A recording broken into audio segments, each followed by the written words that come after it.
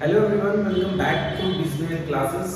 Last class में हमने शुरू किया था इश्यू ऑफ शेयर्स और उसके कुछ बेसिक कॉन्सेप्ट्स हमने समझे थे कि शेयर क्या होते हैं, कैसे कंपनी उसको इश्यू करती है और कैसे उनको रिकॉर्ड करती है। आज हम एक और पार्ट समझेंगे जो कि बेसिक्स में ही आता है। उन शेयर्स को हम बैलेंस शीट पे कैसे प्रेजेंट करते हैं, कंपनी की बैलेंस शीट पे उन शेयर्स को। ठीक है, तो चलिए आइए देखते हैं।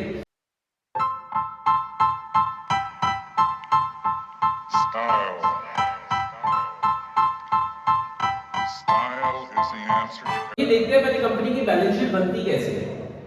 क्लास 11th में हमने समझा था बैलेंस शीट का फॉर्मेट। 11th क्लास में हम हॉरिजॉन्टल बैलेंस शीट बनाते थे, इसमें यहाँ पे आपके सारे एसेट्स और यहाँ पे सारी लायबिलिटीज आती थी।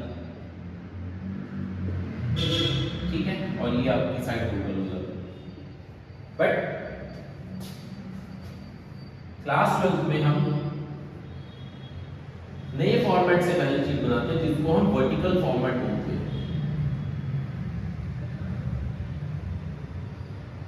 ये वर्टिकली बनती है।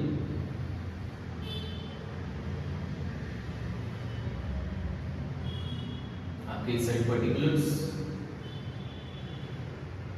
और अमाउंट, जिसमें पहले आती है आपकी लायबिलिटीज इस साइड,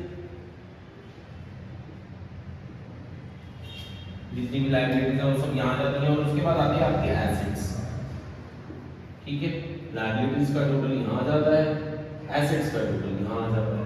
तो इस फॉर्मेट पे हम कुछ अपनी वर्टिकल बैलेंस शीट बनाते हैं क्लास 12 के अंदर, जो कि आप सीखोगे। अब लायबिलिटीज बनाने का भी ना इसमें एक फॉर्मेट है। हमारी जो लायबिलिटीज होती हैं उनको हम 3 कैटेगरीज में डिवाइड करते हैं। सबसे पहली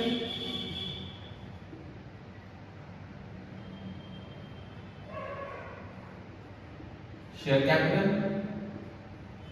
एंड रिजर्व्स, इसके अंदर सारी की सारी ओनर्स कैपिटल आती है। उसके बाद आती है नॉन करंट लायबिलिटीज,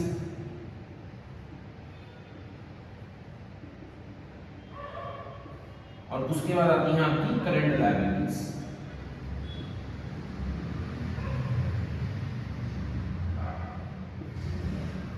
हम अपनी सारी लायबिलिटीज को इन्हीं कैटेगरीज के अंदर डिवाइड करते हैं।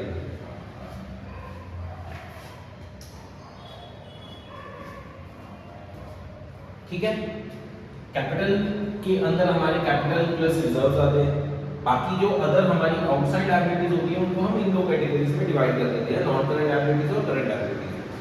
ऐसे ही एसेट जो होते हैं वो आपके 2 कैटेगरीज में डिवाइड होते हैं, एक नॉन करंट एसेट और एक करंट एसेट। ये सब हेडिंग्स है। ठीक है, हमने इस चैप्टर में सिर्फ सीखना है कि जो भी हम अपनी शेयर कैपिटल को इश्यू करते हैं उस शेयर कैपिटल को हम यहाँ पे किस हिसाब से प्रेजेंट करते हैं। और ये बैलेंस शीट के बाद आपकी एक और चीज बनती है जिसको बोलते हैं नोट्स टू अकाउंट्स। इसके अंदर आपकी सारी कैलकुलेशंस होती है बैलेंस शीट के अंदर जो भी आइटम आते हैं। ठीक है, तो आइए सिर्फ इसी चीज को समझते हैं।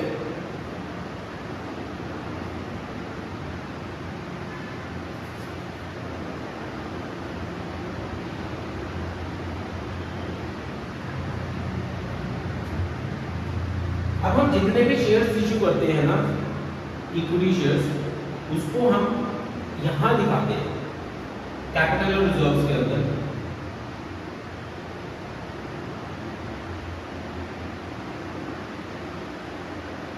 इक्विटी शेयर कैपिटल मतलब हमने जितने भी शेयर इश्यू कर रखे हैं, जैसे मान लो हमने 1 लाख शेयर इश्यू कर रखे हैं, ठीक है, इंटू 10 आपका 10 लाख रुपए की यहाँ पे कैपिटल आ जाती है। इतना ही नहीं, हम इसको नोट्स के अंदर भी बाइफरकेट करके दिखाते हैं।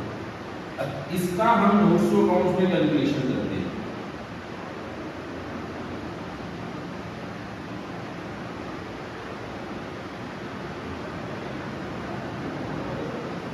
अब नोट्स टू अकाउंट्स में हम इस अमाउंट को कैसे कंसीडर करते हैं।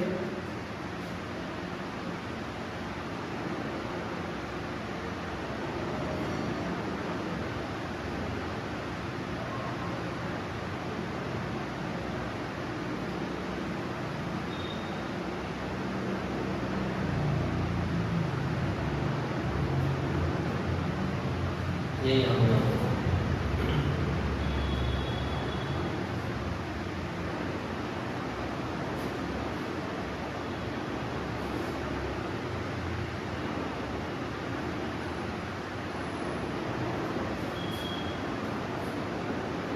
वैसे हम बैलेंस शीट के नीचे नोट्स ऑफ अकाउंट्स बनाते हैं, बट मैं यहाँ बना रहा हूँ।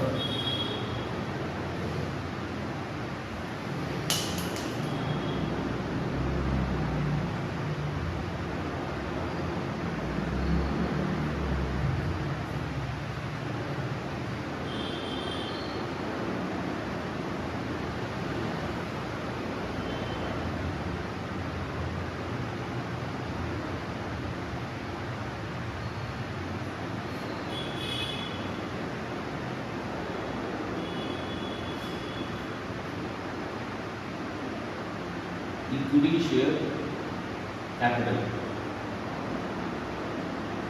ठीक है। अब हम इसी 10 लाख को यहाँ पे बाइफरकेट करके दिखाते हैं। वो कैसे? इसके अंदर सबसे पहला पार्ट आता है ऑथराइज्ड शेयर कैपिटल।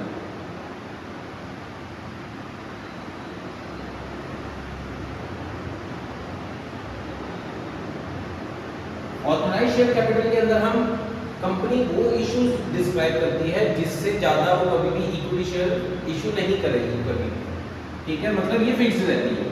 उसके बाद आती है आपकी, जैसे मान लो कंपनी ने फिक्स किया कि हम कभी भी फ्यूचर में 2 लाख इक्विटी शेयर से ज्यादा नहीं मंगवाएंगे कंपनी से। 2 lakh shares of rupees 10 each. ये आपको क्वेश्चन के अंदर गिवन भी होती है 20 लाख। उसके बाद आता है इशूड शेयर कैपिटल।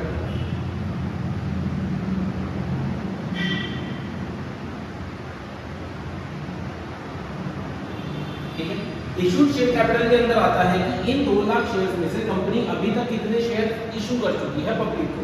जैसे मान लो कंपनी ने इशू किए अभी सिर्फ 1 लाख, तो वो यहाँ पे आ जाएगा 1 lakh shares of rupees 10 each. ठीक है, ये हो गया आपका इसका। ये आता है इशूड के अंदर कि कंपनी अभी तक कितने इशू कर चुकी है। इशू के बाद आता है subscribe share capital. Subscribe share के अंदर मान लो कंपनी ने इशू तो किए 1 लाख, बट लोगों ने सारे के सारे 1 लाख शेयर्स नहीं खरीदे। लोगों ने खरीदे सिर्फ और सिर्फ 80,000 शेयर, बाकी के 20,000 शेयर्स आपके बिक्री में। तो यहां पे आ जाएगा 80,000 शेयर्स ऑफ रुपीज 10 ईच, मतलब आपका 8 लाख।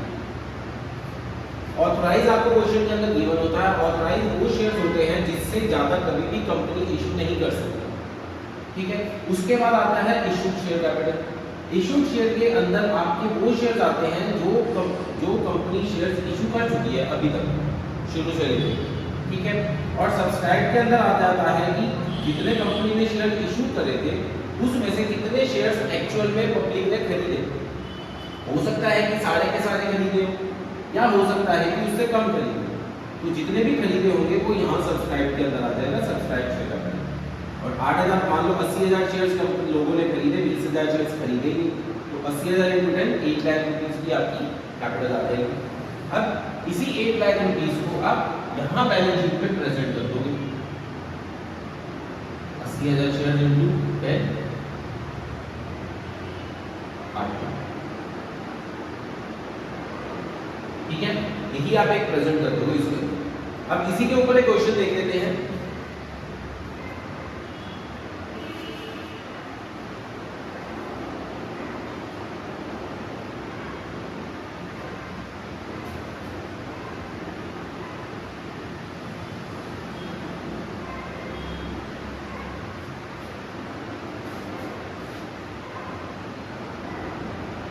हमारे पास एक इलस्ट्रेशन है। Strong Limited is registered with capital of 10 lakh divided into 1 lakh equity shares of rupees 10 each। ठीक है, एक Strong Limited है।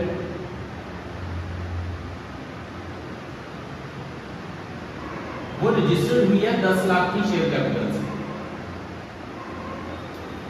और 10 लाख शेयर हैं आपके 1 लाख इक्विटी शेयर और रुपीस चाहिए। ये हो गई उसकी टोटल कैपिटल जिसके साथ वो रजिस्टर्ड किया, मतलब आपकी ऑथराइज कैपिटल। और इसमें 1 लाख शेयर्स है ऑफ ₹10 ईच, ठीक है। It issued 75,000 equity shares to company for subscription. इस टोटल 1 लाख में से कंपनी ने इशू कितने करे? 75,000 शेयर्स अभी तक।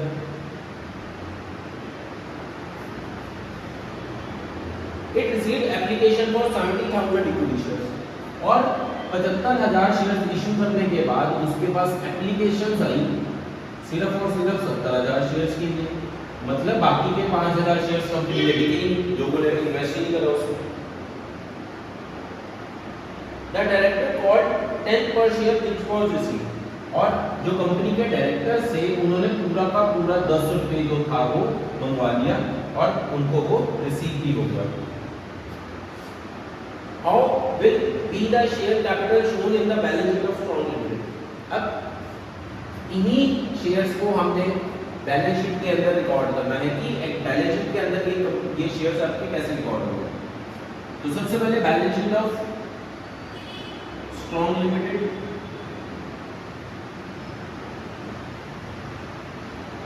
इसमें हम प्रेजेंटेशन जो करेंगे वो वर्टिकल बैलेंस शीट से करेंगे। ये आपके पर्टिकुलर्स, ये आपका अमाउंट, ठीक है।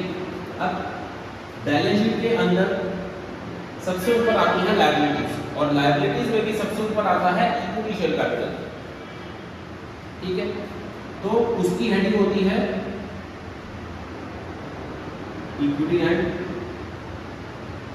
रिजर्व्स। इसके अंदर आता है सबसे पहले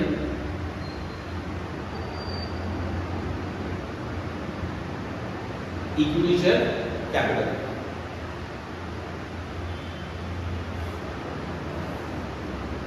या जिसको हम बोलते हैं शेयर होल्डर फंड,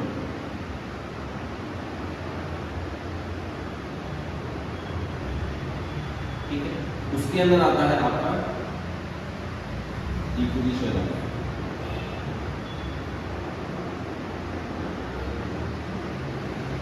अब इस इक्विटी शेयर कैपिटल के अंदर यहाँ पे अमाउंट क्या आएगा वो देख लेते हैं, जिसकी कैलकुलेशन हम यहाँ नहीं करते, हम करते हैं उसकी नोट्स टू अकाउंट्स। मतलब यहाँ एक और आ जाता है नोट्स, इस अमाउंट की कैलकुलेशन हम नीचे दिखा देंगे।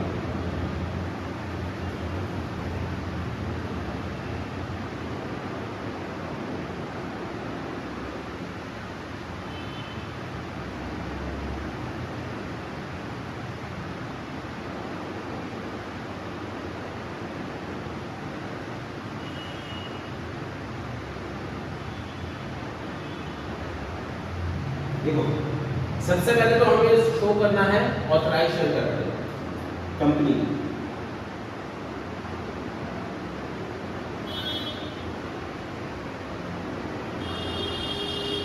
कंपनी की ऑथराइज्ड शेयर कैपिटल जो है वो ये है, आपको क्वेश्चन के अंदर गिवन है, जो रजिस्टर्ड कैपिटल है उसकी 10 लाख, ठीक है। ये दिखा दो,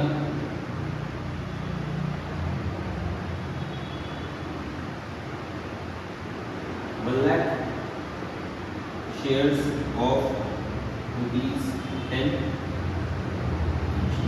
ठीक है। और प्राइस के बाद आती है इशू कैपिटल कि कंपनी ने इशू कितने करे हैं सब्सक्राइब लिस्ट।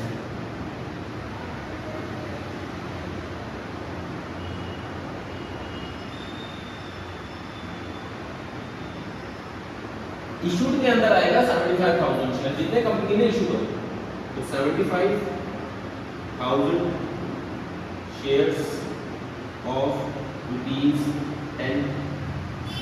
each, ये कंपनी ने इशू करे,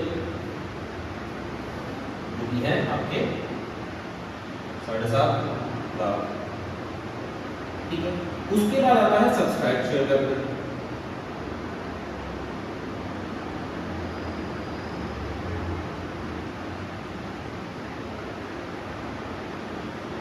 सब्सक्राइब क्या अंदर आता है कि कम लोगों ने कितने शेयर्स खरीदे, वो सब्सक्राइब के अंदर आ जाता है। लोगों ने खरीदे सिर्फ 70,000 शेयर्स ऑफ ₹10, ठीक है, सिर्फ 70,000 शेयर्स खरीदे तो 70,000 इंटू 10 7 लाख कंपनी के पास आ। तो कंपनी की एक्चुअल लायबिलिटी जो शेयर कैपिटल के अंदर आएगी वो सिर्फ और सिर्फ 7 लाख आएगी, जितने लोगों ने खरीदे, जितना पैसा आया कंपनी के पास कैपिटल का वही तो उसकी लायबिलिटी है। तो बस ऐसे ही आपको बैलेंस शीट के अंदर उसको प्रेजेंट करके दिखाना है, कई बार क्वेश्चन के अंदर वो पूछ लेता है। ठीक है, तो आज की क्लास में इतना ही बेसिक्स, और आपको मिलते हैं हम नेक्स्ट क्लास में। Thank you.